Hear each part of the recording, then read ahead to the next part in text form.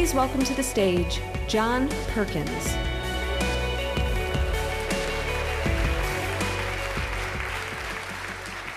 Thank you. I stood in front of the Shah of Iran, the presidents of Indonesia, Ecuador, Panama, members of the Royal House of Saudi Arabia, and I've said something like, in this hand, I have millions of dollars for you and your friends if you play our game. In this hand, I have a gun in case you decide not to. Now, my words were more diplomatic than that, but that was the message.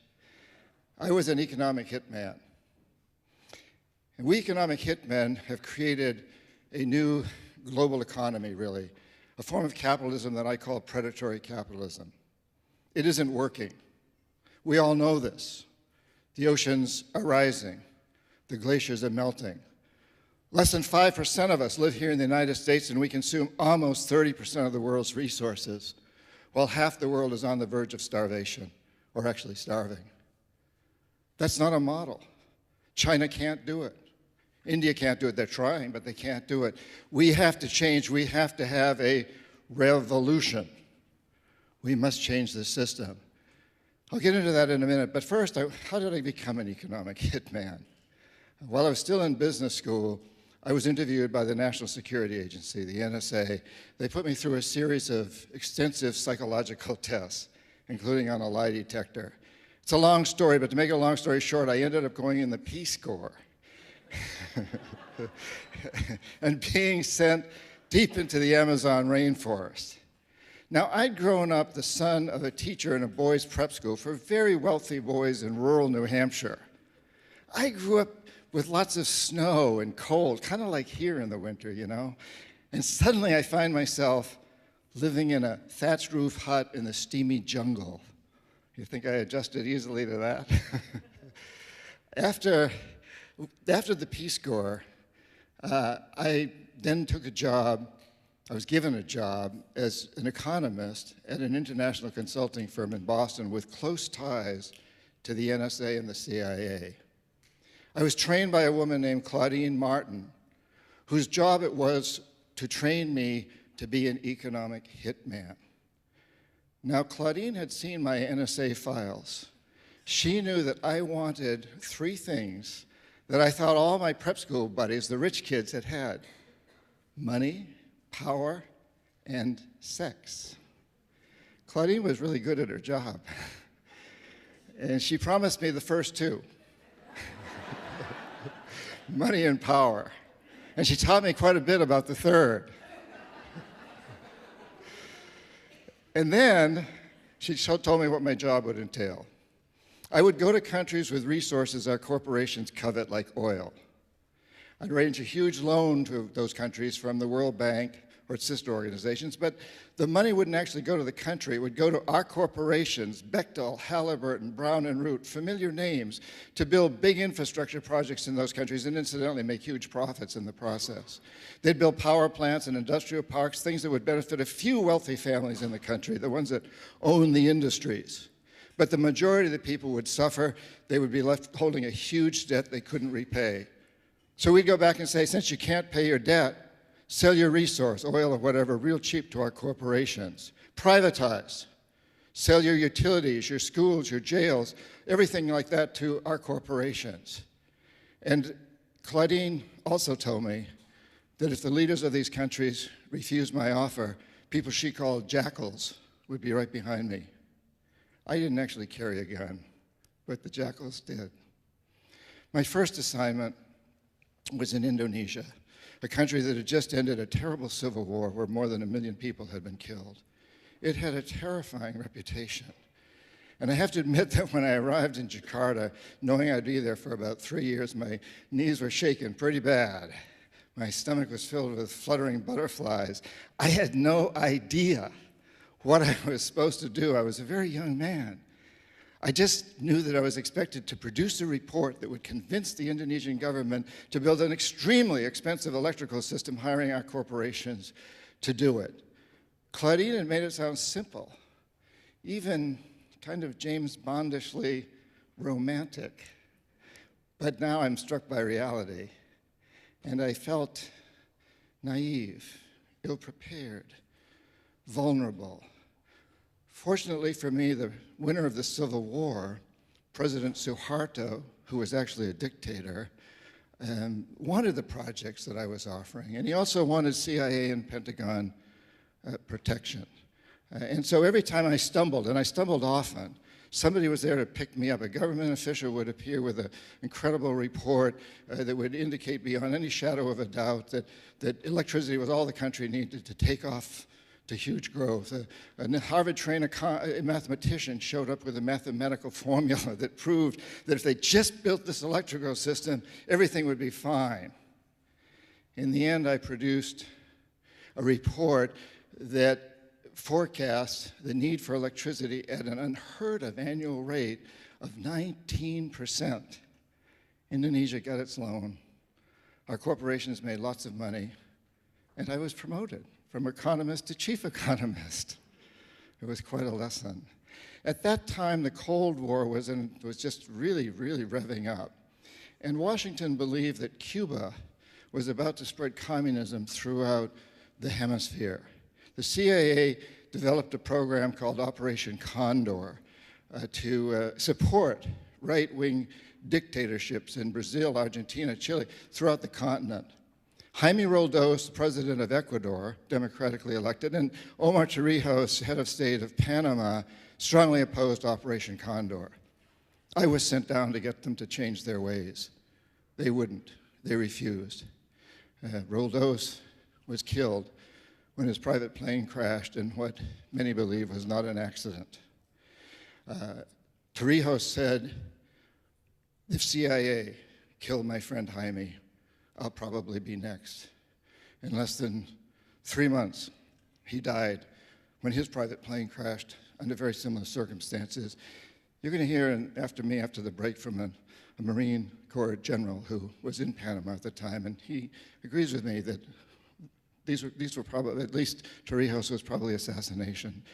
We don't really know who caused it. And I want to say that I'm not a conspiracy theorist.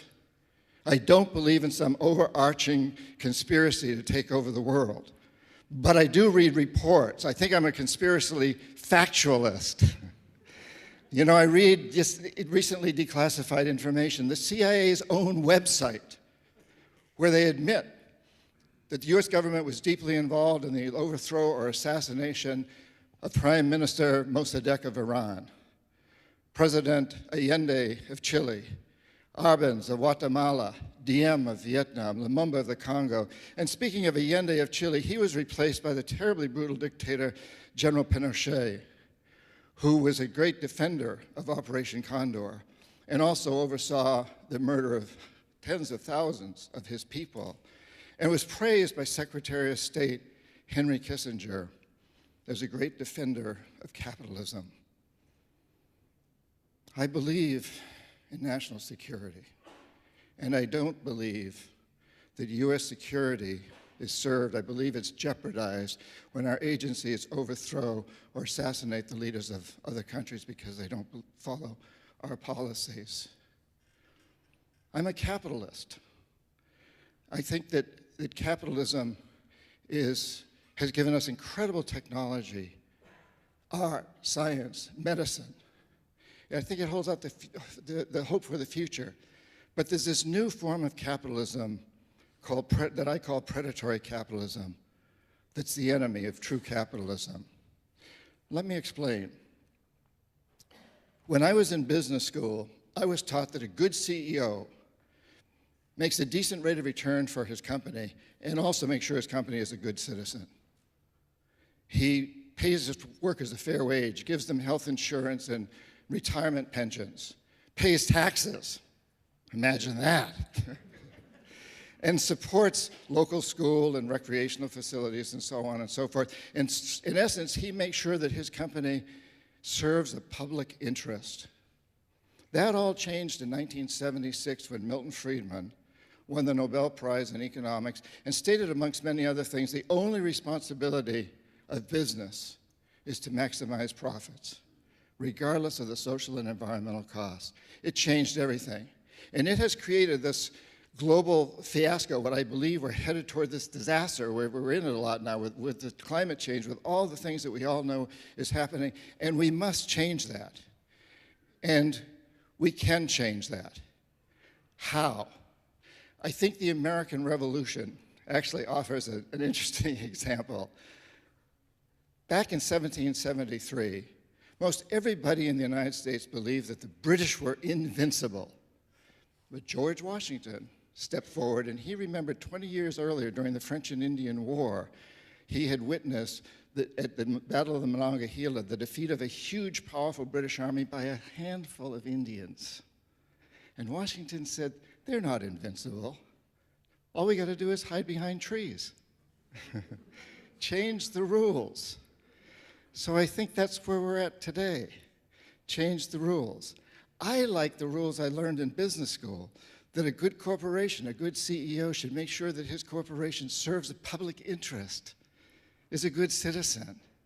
I like the idea that you and I should invest in corporations that instead of essentially destroying the resources upon which our economy is based, instead of doing that, they clean up pollution, regenerate destroyed environments, develop new technologies for more efficient energy, transportation, communications, and just about everything else. In essence, let's get our corporations to create an economic system that is itself a renewable resource.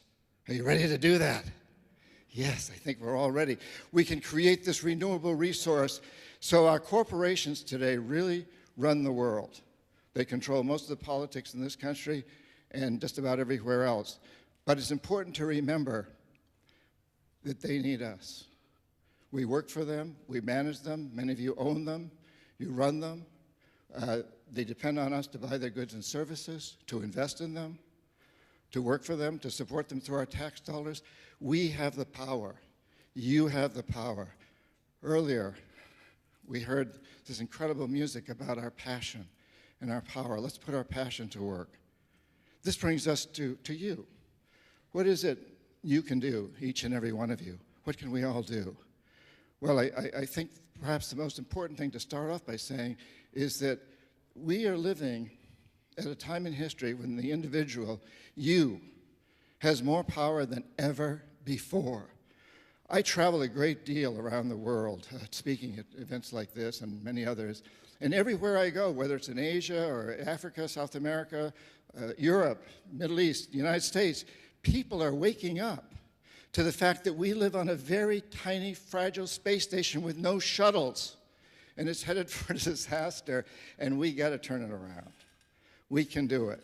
So in my latest book, which is for sale out here, The New Confessions of an Economic Hitman, I have a whole section devoted to what you can do, lists and ideas. But I want to just mention 3 of them here today, kind of in summary. So remembering that we have this power today, especially with the internet. Number 1, search out and spread, shine a light on the story behind the story. I think my life as an economic hitman highlights the fact that there's almost always a story behind the story. And recently, revelations such as WikiLeaks and Edward Snowden papers and the Panama papers and reporting by amazing bloggers and others, the Pulitzer Prize-winning ProPublica, Common Dreams, many, many organizations out there are shining a light on the fact that we have corrupt politicians. We have tax-evading billionaires. You know, democracy depends upon transparency. It depends on understanding the story behind the story. It demands that you and I look for the story. It demands that we question our leaders and our government policies. That's the patriotic thing to do.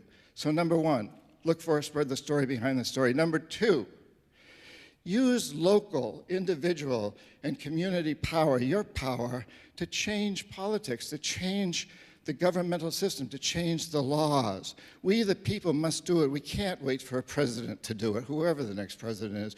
We have to do it, and that's our job in a democracy, to do that. Recently, the small state of Vermont, with less than 0.2% of the US population, a tiny group of people in that small state, got laws passed that forced corporations to label GMOs. As a result, 5 of the major food companies, ConAgra, General Mills, Kellogg's, Campbell Soup, Mars, all committed to labeling GMOs here in Michigan and everywhere else in the United States. And I just recently heard Hugh Grant, not the actor, but the CEO of Monsanto, on the radio saying that that's impacting him hugely. Monsanto's going to have to reevaluate its attitude to GMOs because of what happened in the state of Vermont. We, the people, have forced the corporations to end apartheid in South Africa, to clean up polluted rivers, pass laws to make that happen, to open their doors wider to women and minorities. We have the power, the movement to amend now, to get big money out of politics. That's very important.